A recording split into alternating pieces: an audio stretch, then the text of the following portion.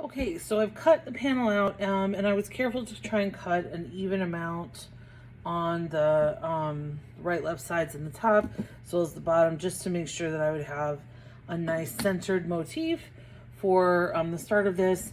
And then I'm looking at these three fabrics in comparison to this. I decided to do an inner border, just something to kind of set off the panel, just something to kind of give it some space between whatever piecing I do. I still don't know what I'm going to do yet.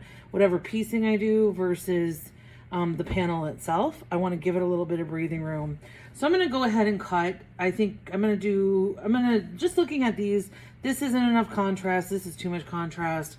I think the barnwood is going to be, or this wood grain is going to be the best kind of inner border. I don't want the inner border to be too thick, but if I cut it too thin to start, I don't really give myself anywhere to go.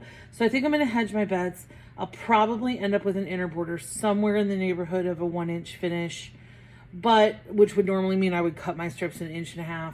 But just in case I want it to be a little bit bigger, I think I'm going to cut my strips at 2 inches. Again, I can always trim off. This is improvisation.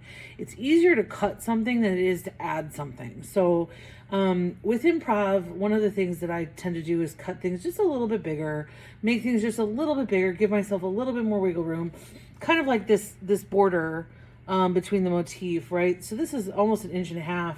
But there was really only a 1/4 inch down at the bottom here before the numbers started. But there's almost 1.5 inches here. And I don't know if I'm going to like that or not. But I'd rather leave it on and cut, them equally to both sides than cut it back to a 1/4 inch and then be mad that I did that later, because I'm worried with this 1/4 inch down here that if my seam isn't perfectly straight, I'm going to get like peaks of the navy blue into the cream. And unfortunately, it's pretty likely that my seam won't be very straight, which means that it'll be an odd thing so I don't know if I'm going to leave that or not. Again, with improvisation, the thing to remember is that A, you can always undo anything.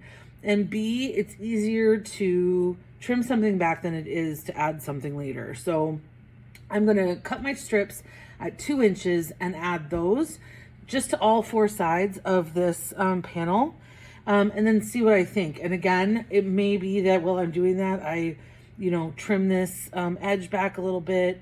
We'll kind of see where we land. But we'll start there and then be right back. Wow, am I glad that I make that border thicker than I thought. I think this is just exactly the right size.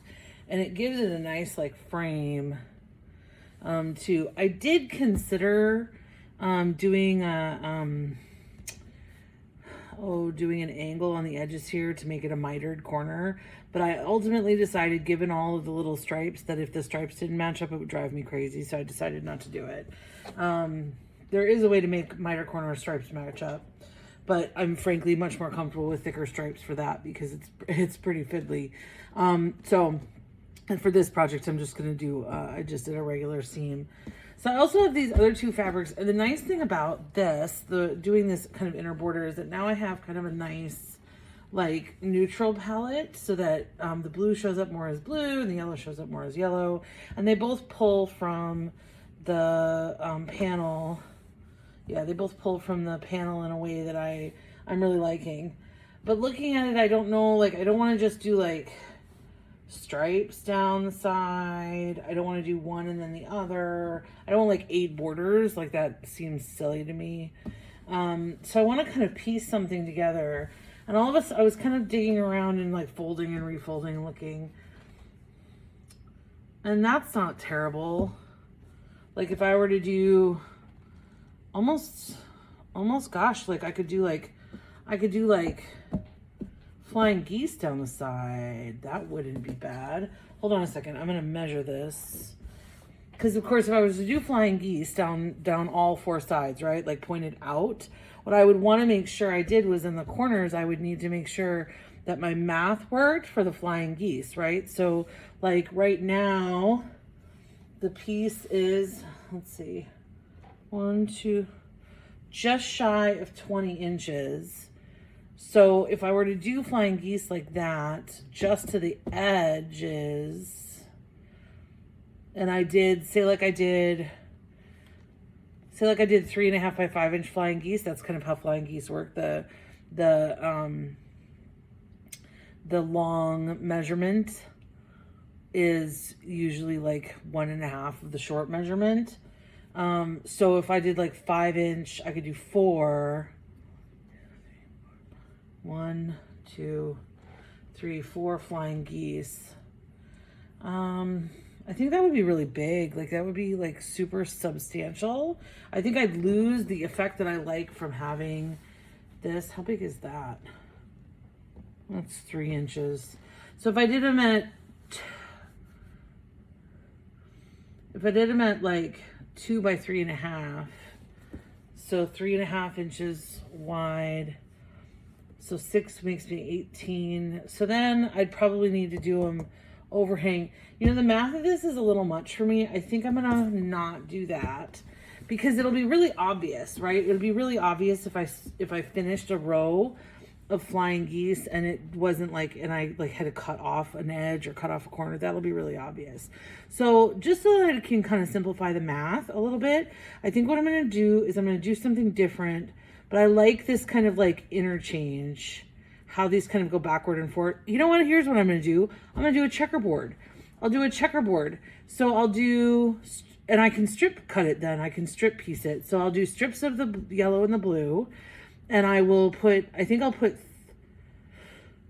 2 strip sets together. One that's like yellow, blue, yellow, and one that's blue, yellow, blue. So I have 3. I'll probably make them nice and thin so that the whole border is not too wide. And then I will cross cut them, and yeah, I can do that. Yeah. You know what I might do is I might make just a single checkerboard block and just make sure that I'm happy with the size before I go to the trouble of making the strip set. That's the other thing about improv. You know, you kind of want to like, you know, you're working with a limited set of resources and you're working kind of out of your head with like different ideas. You can maybe look through books or look through this or look through that, but at the same time, you kind of want to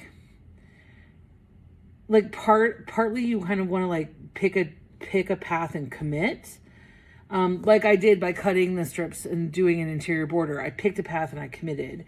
But you also want to leave yourself a little bit of wiggle room in that path, like cutting them a little wider than I thought I'd want them, just to make sure that I was happy with the width.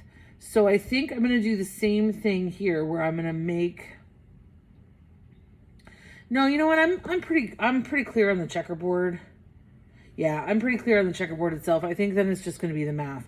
So I'm going to make this strip set and go from there. The cool thing about a checkerboard is if I cut the strips at 1.5 inches to make the strip set, then when I cross cut the strip set, it's also cross cut at 1.5 inches, and that gives me perfect squares in a checkerboard.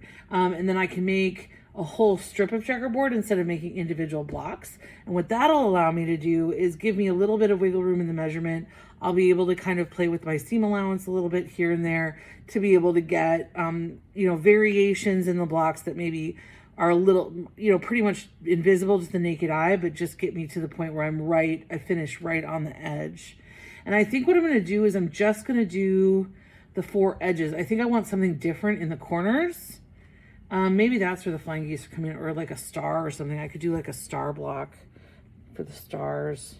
Yeah, this is starting to come together. Okay, so I'm going to make my checkerboard. I'm going to make strip sets out of the blue and yellow. And then I'm going to do the checkerboard. So again, to make a strip set, I'm going to cut 3 strips off the yellow and 3 strips off the blue. And then I'm going to sew them together the long ways. So with the fabric, long ways, so that it's yellow, blue, yellow. And then I'll make another one that's blue, yellow, blue. So I'm going to do that really quick, and then I'll show you how to cross cut them.